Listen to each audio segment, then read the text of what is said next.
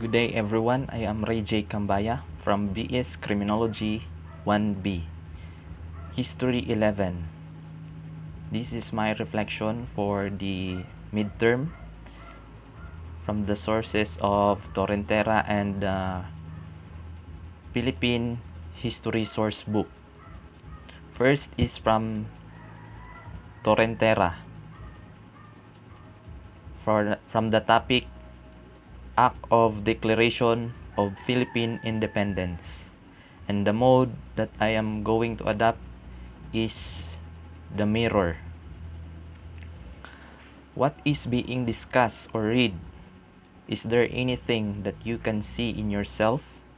It is present or absent? What do you feel? The reading will focus on Ambrosio Rianzares Bautista's written act of declaring the independence of our nation, the Philippines. This document was prepared by Ambrosio Rianzares Bautista. The freedom that I, or should I say we, have experienced and enjoyed up until now is a living legacy that we were once colonized and freed, thanks to the Katipuneros and everyone who participated in insurgencies against the Spanish colonizers. This freedom is a living legacy that we were once colonized and freed. I have a deep sense of gratitude toward the freedom that we honor and celebrate in the present day. It is an honor for me to be a part of the current generation that may reap the rewards of all the hard work and suffering that previous generations have put in it. If you do this for me, I promise that in the not too distant future, I will join either the military or the police force and do my best to serve the country. Next topic is the 1899 Constitution of the Republic of the Philippines, or the Malolos Convention. And the mode that I am going to adapt is the microscope. Get one words or phrase or sentence that struck you or affected you. What are its societal or sectoral implications? Why? The political affiliation of each and every Filipino creates a nation, and that nation's state should be referred to as the Republic of the Philippines.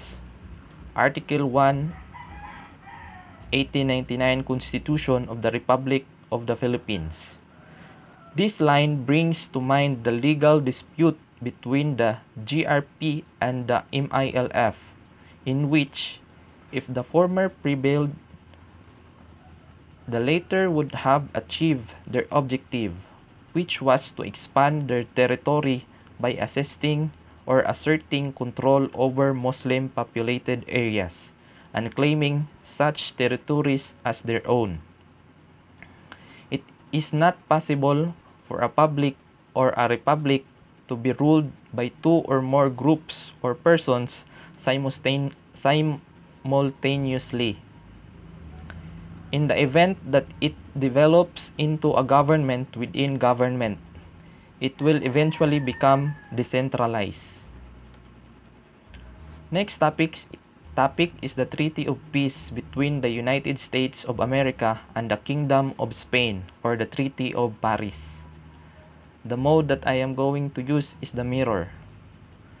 The reading relates to the Treaty of Paris, which had a significant effect on the Philippines at the time. The outcome of this conflict will decide the role that the United States of America played in the abolition of Spanish colonial rule in the Philippines. However, the United States made an offer to Spain of $20 million to cede the Philippines, which would free them from Spain colonial rule. Due to the fact that the outcome declared that the Philippines will become a possession of the United States.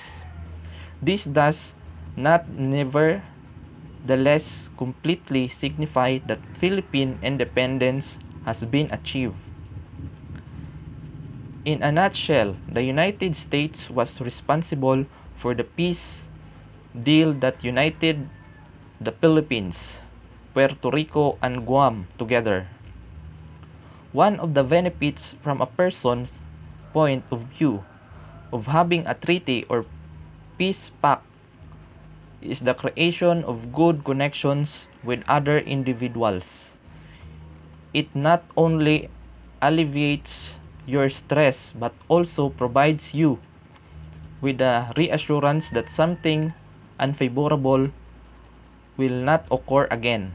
Whenever I have a disagreement with my friends or other people in my peer group, I feel worried, as though a load or a heavy feeling is building up inside of me. Because of this, anytime I come across a mistake with them, I will always agree to have a brief conversation with them as soon as possible. Next is the convention between the United States of America and Great Britain, delimiting the boundary between the Philippine archipelago and the state of North Borneo, 1930. And the mode that I am going to use is the telescope. After reading the aforementioned convention, I was reminded of a global issue that involves the Philippines and China. Specifically, the controversy over who is the rightful owner of the island that is located in the Scarborough Shoal. The state of North Borneo, commonly known as Sabah, has been drawn into the struggle that is taking place between the Moro people and the soldiers of the government. As a student and a young person in our nation, I have been impacted by this because the Philippines is our territory and it needs to be safeguarded against the state, which owns what is ostensibly ours. In the same vein as the dispute over Scarborough Shoal, even if it has been shown beyond a reasonable doubt that we triumph over China in that conflict, there are still vessels coming from them that would cause turmoil for Philippine fishermen. It is only that, despite the fact that there are peace treaties, conventions, meetings, or conferences between states, or even just plain old conferences, the opposite side still wants to fight for their own sake, even when what they've fought for in the past has been flawed. The next sources is the Philippine History Source Book. The first topic is the Philippine-American War, and the mode that I am going to use is the microscope. In this declaration, he also recognized that the American forces who were acting as friends and liberators unjustly attacked the Filipino forces. In the section of the essay that discussed President Emilio Aguinaldo's declaration of war against the United States, I decided to include this statement because it brought to mind a conflict in the past that involved Russia and Ukraine and the involvement of the United States. As a citizen who enjoys scrolling through the internet and social media to keep up with current international issues or concerns, this had an effect on me. I have seen that the United States has always been tied to the outbreak of the most significant wars.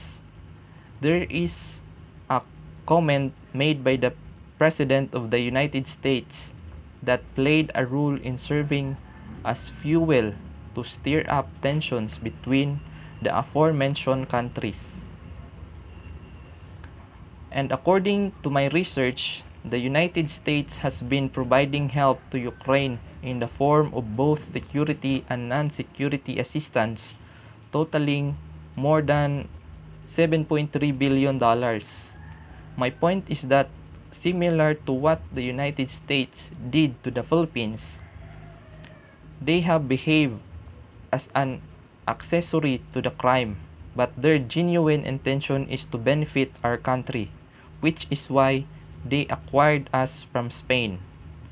The United States of America is one of the most self-centered nations, and just like a parasite, it would slowly bring its host to their deaths without them even being aware of it. Next topic is the American period, and the mode that I am adapted is the microscope. Get one word or phrase or sentence that struck you or affected you. What are its societal or sectoral implications? Why? That we could not leave them to themselves. They were unfit for self-government, and they would soon have anarchy and misrule over their worse than Spain was. This passage is taken from the article that discusses the prayer offered by President William McKinley. I went this option because I most emphatically do not agree with the things he said. McKinley is being hypocritical by giving the impression that he cares about the Philippines, when in reality he is only concerned about the possibility of another country acquiring our territory. Because it is evident that the United States wants our country to prosper, and because the Philippines has always had an abundance of natural resources, which could be of innermost assistance to the U.S. colony. Our nation was capable of exercising self-governance, but the presence of these colonizers posed a challenge ever since that time. The people of the Philippines have a long history of rebellion, brutality, and insurgencies, and millions of lives have been lost so that their nation can finally stand on its own 2 feet. After that, they were found the conquerors from Spain. The United States, Japan, and other countries had a significant impact on our beliefs, traditions, fashion, and language, among other aspects of our existence. They have come dangerously close to erasing our country's history and culture, and our people. Next is the Commonwealth of the Philippines. The mode of reflection that I am adapted is the mirror. What is being discussed or read? Is there anything that you can see in yourself? It is present or absent? What do you feel? Why? Alsona Encarnacion, 1937, The Significance of the Women Suffrage Referendum. She emphasized in this piece of writing how essential it is to hold a suffrage referendum in which women are granted the right to vote. As the son of my much cherished mother, I am thankful that she was able to exercise her right to vote with the help of the material that Alsona Encarnacion authored. In the preceding decade, women were held to a lesser standard than men. Due to the nature of their gender, there are activities that they simply cannot participate in. But I can say that I am relieved that gender equality has been achieved today. They are no longer restricted in their ability to perform what males can do simply due to the fact that they are not masculine. Next is the World War II and the mode of reflection that I adopted is the microscope. With heads bloody but unbowed. This is covered in Captain Salvador P. Lopez' post titled Bataan Has Fallen. The phrase future public servant immediately came to mind when I read the text I selected. It must serve as a reminder to conduct myself in the manner of a patriot, that is, as a ferocious and brave being in the role of protector of our dearly cherished nation. The, the phrase with heads blooded refers to death. However, unbowed can also mean didn't submit. They kept their resolve and stood up for the country right, but until the very end of their lives. It also opened my eyes to the fact that in every conflict we engage in, we will inevitably suffer defeat at the same point. What's important is that we gave it our best shot in an effort to put things right, simply to remain steadfast in our own convictions. We may, we may lose, but we never behave in a way that would be considered particularly embracing in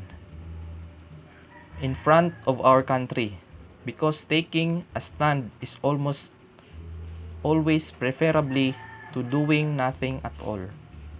That's all. Thank you.